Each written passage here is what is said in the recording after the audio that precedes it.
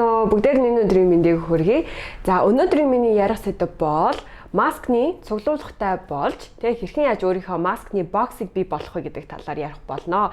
За тэгээд яагаад энэ сэдвийг сонгосон бэ гэх юм бол маск бидний арьс арчилгаанд маш чухал үүрэгтэй байдаг. Тэгээ бидний арьс арчилгааг илүү баяжуулж өгдөг. Бид нар маскыг хэрэглэхдээ олон янзын тохиолдол шалтгаанууд байдаг учраас энэ сэдвийг сонгосон юм шүү.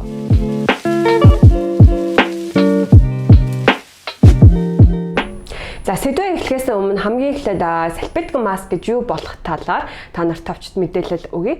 Тэгэхээр салфеткан маск нь материалын бас янз бүр байж болдог. Тэгэхээр ямар нэгэн материал нь шингээсэн эссенс эсвэл серум байдаг гэж ойлгож болно. Тэгэхээр бид нар ер нь бол өдөр тутамдаа арьс арчилгаанд авах ёстой зүйлсүүдээ бүтээгдэхүүнээсээ авдаг ч гэсэн шит маск орж ирснээр арьс арчилгааг илүү баяжуулж өгдөг. Дээрээс нь бүтээгдэхүүнээс авч чадахгүй байгаа зүйлээ маскнасаа авдаг учраас арьс арчилгаанд чухал бүтээгдэхүүн болж орж ирж байгаа юм аа.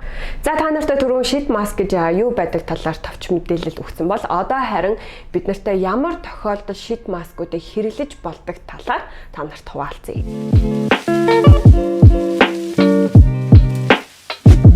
Lazy skin care гэдэг нь юу юм гэхээр бидний амьдралд зөндөө олон ядарсан, залхуурсан эсвэл маш их ажилтай байх үед байдаг. Тэгэхээр энэ болгонд бид нар нөгөө нэг 10 алхамд арьс арчилгаагаа хийгээд байх нь бас тэмч тохиромжтой бол биш. Тэгэхээр бид нар залхуурсан үедээ шит маскыг орлуулад скин care хийж болдог. Тэгэхээр нэгдэх юм бол мэдээж цэвэрлэгээгээ бол хийдгээрээ маш сайн хийн.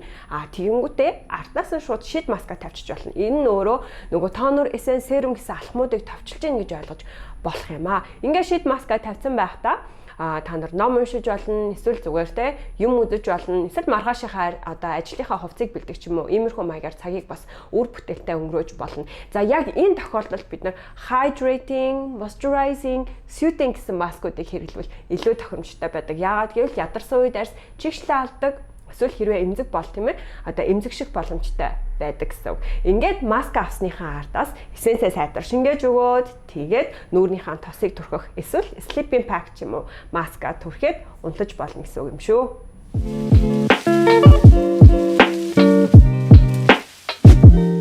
Тэгэхээр бидний амьдралд бас маш олон баярттай үйл явдлууд тохиолддог шүү дээ. За шинэ жил эсвэл төрсөн өдөр өөрийн чинь ч юм уу найз нөхдийн төрсөн өдөр за хурим эсвэл өөрөө бүр brighten байх ч юм уу. Тэгэхээр яг баярт үйл явдлаар бид нар нүрээ будуулах эсвэл өөртөө гоё мейкап хийх шаардлага гардаг. Инхээр өмнөх оройн ч юм уу эсвэл өглөө нь арьсаа бэлдэх зорилгоор шит маскыг хэрэглэж болно.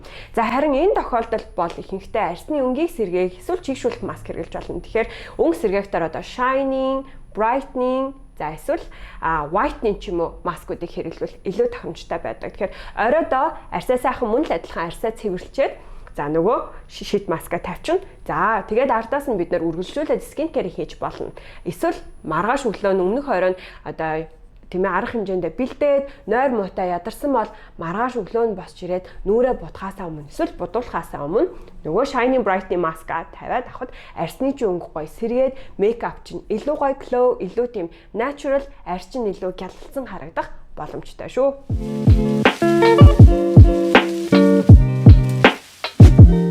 Бид нэр амралтын айл нэг өдөр өөртөө нэг цаг гаргаад гоё хийж байгаа зүйлсээсээ скин care-ээсээ гоё кайф аваад яг юм бүрэн төгс арьс арчилгаа цэвэрлэгээ хийж болно. Тэгэхээр энэ тохиолдолд бүр шит маскаас гадна та нар бусад төрлийн түрхээд угаадаг бусад төрлийн маскуудыг ч гэсэн хэрэглэх бүрэн боломжтой. Тэгэхээр магадгүй гүн цэвэрлэгээгээ хийгээд тэгээд ардаас нь skin care step-үүд нөгөө toner essence энтрээ түрхээд за тэгээд өөрийнхөө арьсны онцлог тохирсон асуудлыг шийдэж чадах маска тавиад тэгээд өөрийнхөө ардаас serum ampoule хэрэглэх зохины тосоо хэрэглэх байдлаар яг нэг өдрийн бүрэн арьс арчилгааг өөртөө зориулж хиймээр байх юм бол шит маскыг илүү арьс арчилгаагаа эрчимжүүлэх зорилгоор оруулж ирж хэрэглэж болно гэсэн үг ээ.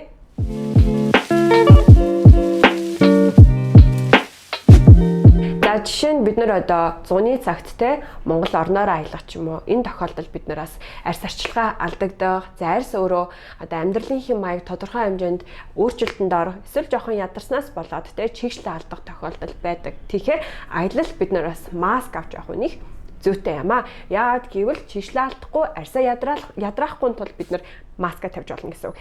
За дээрээс нь бид нар онгоцонд явж байхад хамгийн их чиглэл алдаж хамгийн их арьс одоо ядарч бохирддаг. Тийм учраас яг скин кер маш сайн ойлгоцсон хийдэг, мэддэг хүмүүс бол онгоцонд явахдаа заавал шит маск авч явдаг шүү. Тэгэхээр та нар ч гэсэн энийг бас хэрэгжүүлээд үзээрэй.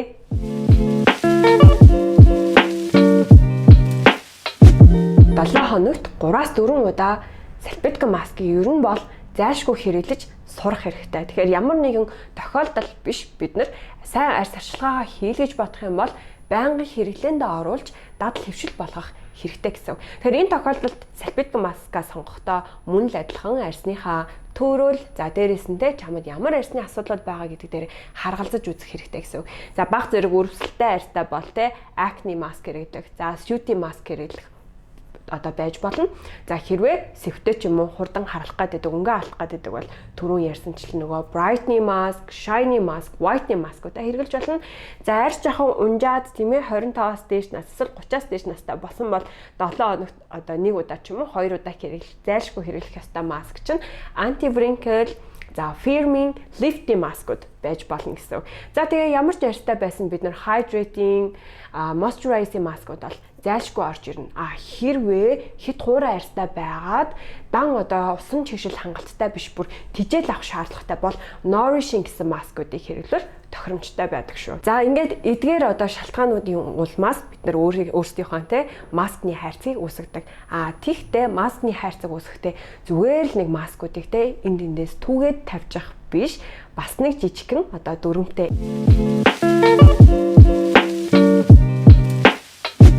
Энэ нь өөрөөр хэлбэл одоо та нарын маань гаргадаг алдаан дээрээс үндэслээд одоо хідэн дүрмүүдийг бид нараас гаргаж болно гэсэн. Тэгэхээр хүмүүс ямар алдаа гаргадаг вэ гэхээр маск гэхээр маск гэж ойлгоод байдаг. Түрүүн хэлсэнчлэн маск нь өөрөө олон янзын үйлчилгээтэй, үйлдэлтэй байдаг. Энийгээ бид нар арьсныхоо онцлогтой тохируулж сонгох хэрэгтэй байдаг. Гэтэл бидний гаргадаг алдаа нь юу вэ гэх юм бол маскыг зөвхөн чийгшүүлэх гэж ойлгодог. Эсвэл зүгээр л нөгөө алоётой, өгөрцөйтэй гэдгээр л одоо маскны талаарх үзэл бодлоо хязгаарлаад хамаагүй маскуудыг сонгочдөг. Нэг төрлийн маскнаас бодлоор нь 10-ыг авчихдаг. Энэ өөрөө бидний гаргадаг маш том алдаа. Ингээд бодохоор маск тавиад байгаа юм шиг мөртлөө яг л нэг төрлийн маскуудыг уйтгартаагаар хэрэглээд байдаг гэсэн. Тийм учраас нөгөө маск нь үр дүн үзүүлээд байгаа ч юм уу, үгүй ч юм уу бид нар өөрсдөө ч бүр мэдгээ байцгадаг. Тэгэхээр өөр төрлийн маскуудыг сонгож хэрэглээд ингээд таалагдсан маскуудаараа маскныхаа хайрцгийг үүсгэж эхлэн гэсэн үг шүү. За миний хувьд гэх юм бол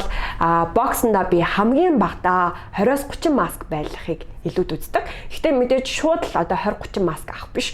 Энэ тэндээс 2-3 маск авч үзлээ. За таалагдсан маскнаасаа дараагийн ээлжинд нь дахин 3-ыг авлаа ч юм уу. Иймэрхүү маягаар өөрийнхөө дуртай маскны коллекшн бий болгоод тэгээ дээрэс нь бас нэмэлтээр энэ тэндээс шинэ маскуудыг авч хэрэглэж үзэх маягаар маскны боксоо бий болгодог.